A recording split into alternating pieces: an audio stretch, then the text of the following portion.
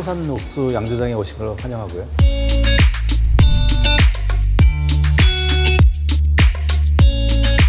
이 장성이라는 곳이 물이 좋은 동네로 이미 알려져 있어요. 그래서 폐교 자리예요. 옛날에 초등학교였었어요. 1998년도에 폐교가 됐는데 이 폐교를 양조장으로 이제 일단은 내가 그 가르치는 과목이 미생물 관련 과목이에요. 양조장까지 하게 된 거는 가장 결정적인 거는 과도한 호기심. 우리 가족이 좀 너무 많은 호기심이 많으셔서 여러 가지 불편한 게 많습니다. 이렇게 호소할 정도니까.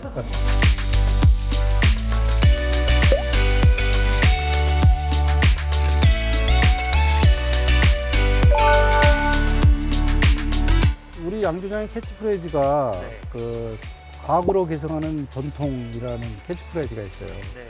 전통이라는 것은 구할 수 있는 좋은 재료를 갖고 그때 사용할 수 있는 도구를 갖고 가장 지혜롭게 결과물을 만들어내는 그런 과정이 전통이라고 그랬잖아요.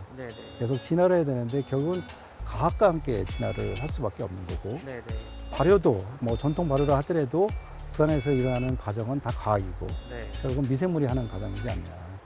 그런 측면에서 전통도 중시하면서도 그 안에 들어가 있는 과학을 이해를 하고 술빚기를 하고 그리고 그거를 이제 그 일반인들하고 계속 소통을 하면서 서로 관심을 갖고 왜냐하면 전통 문화라는 것은 계속 지켜야 될 소중한 가치니까 그런 측면에서 서로 노력해야 되지 않나 그게 제 생각입니다.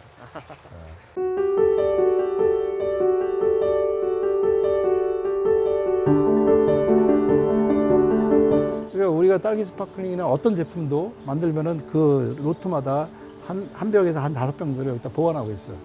왜냐면은 우리 양조장을 떠나면 이 소비자한테 갈 때 어디를 어떻게 거쳐갈지 몰라요.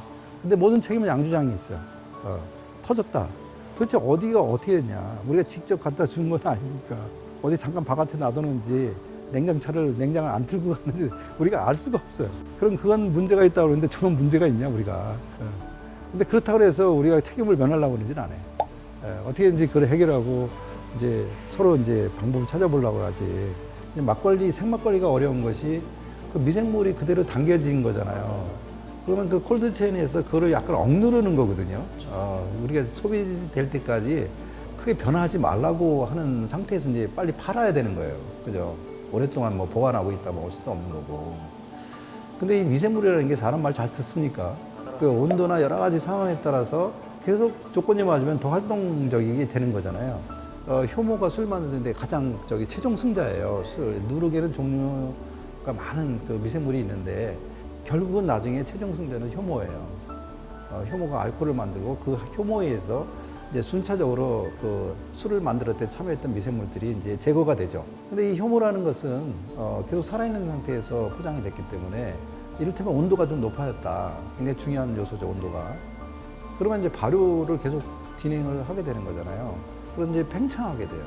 밀폐를 시켰으니까 터질 수도 있고 또 열 때 굉장히 또 불편을 할 수가 있잖아요. 그런 부분이 굉장히 어려운 거죠. 누룩에는 곰팡이도 있고 효모가 있어서 누룩 하나가 술을 만드는 역할을 다 하잖아요. 근데 일본식 사케는 누룩 따로 효모 따로 하는 거죠. 그래서 당화시키고 발효시키는. 근데 그렇게 하면은 이제 일정한 품질의 술을 만들 수 있는 장점이 있는데, 근데 우리나라는 좀 복잡미거든요. 복잡미. 누룩으로 만들었을 때. 그거를 이제 즐기는 게 우리나라의 술의 특징이죠.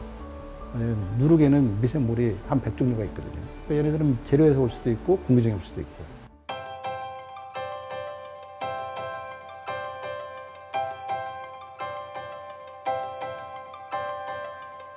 뭐 너무 잘하겠지만 일제시대하고 양국관리법 시대에 한 60년 정도 되거든요. 한 60, 70년 사이에 우리나라 전통주가 완전히 이제 단절이 되면서 우리 국민의 입맛이 희석식 소주하고 맥주로 완전 넘어가 버린 거죠.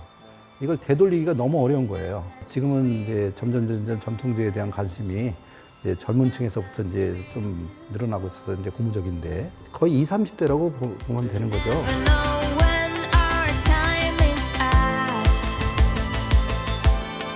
물론 사람이 손길을 가서 뭐 손으로 만든 수제 뭐 그런 거를 뭐 가치가 있다 하더라도 이제 대량 생산할 때는 일단 일정한 품질로 만들어야 되고 그 미생물의 상태를 어떤 센싱을 통해서 다 확인하고 움직이게 해야지 그냥 내가 손으로 만들고 뭐 내가 우리 집에서 만들 때 좋다라고 우기면 안 되지.